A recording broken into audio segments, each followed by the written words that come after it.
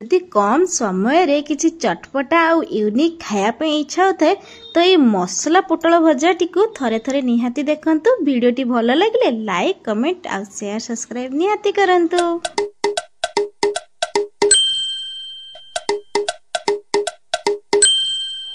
नमस्कार, मो प्रज्ञा आपन को स्वागत करुच्ची मोर आज छोट वीडियो रे।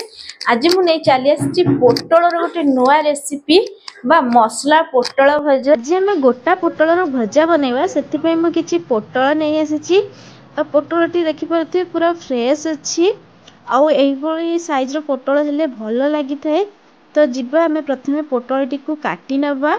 से प्रथमे पोटल टी को ऊपर पटु और तल पटु किछि कट देकी काटियापी पड़े। आ काटी सारा पर पोटल टी को भल भाव तार चोपा को यही भाव छड़े नेबी। चोपा को छड़ेवा द्वारा पोटलटा भल भाव सीझी जाए आ खाइबा भल टेस्टी लगी थाए।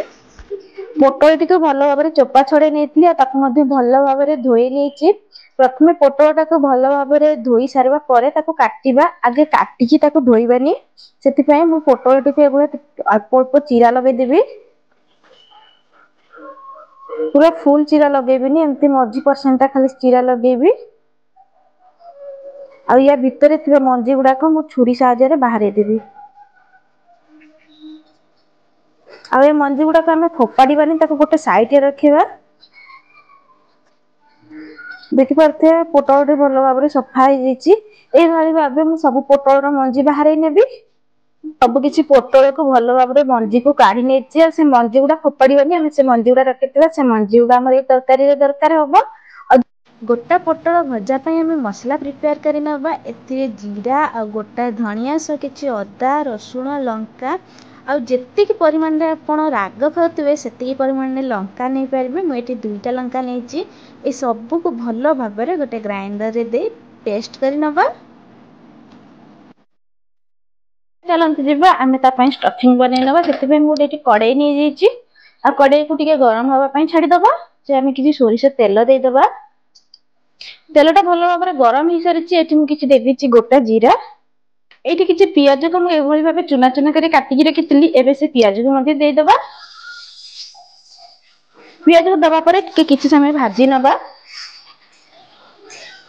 पियाज आमर भल भाव भाजी सारी देखिपे पियाजर कलर चेंज हो। आम किसी गुंड मसला आड कर नवा। से किसी नहीं धनिया गुंड, किसी रेड चिली पाउडर और किसी हलदी गुंड अच्छी। ए सबू को आम से देदेव और भल भाव भाजी नवा। तो आम गुंड मसला दे भाजवा। से गैस फ्लेम टिके लो रखि। हाई फ्लेम कले मसला टी पोड़ीज। यही स्टेप आम जो ग्राइंडिंग करके रखी मसला टी सेटा को आम देकी भल भाव भाजी नवा।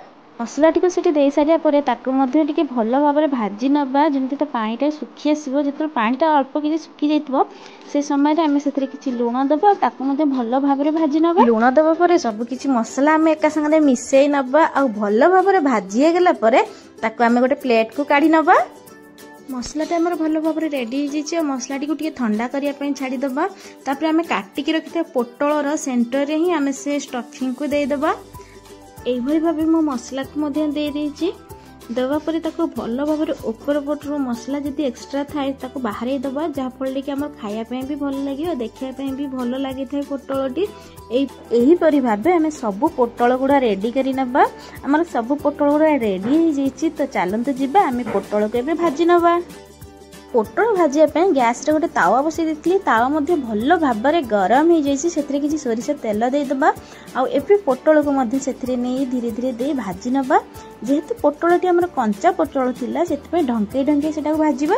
किछि समय पर कभर खोलिक चेक करनेबा पोटल आमर भल भाव सीझी कि नहीं। जेहेतु से कंचा पोटल थिला से आम कभर ढंकई ढंकई भाजी नवा। एपट सेपट करके भल भाव पोटल भाजी नवा।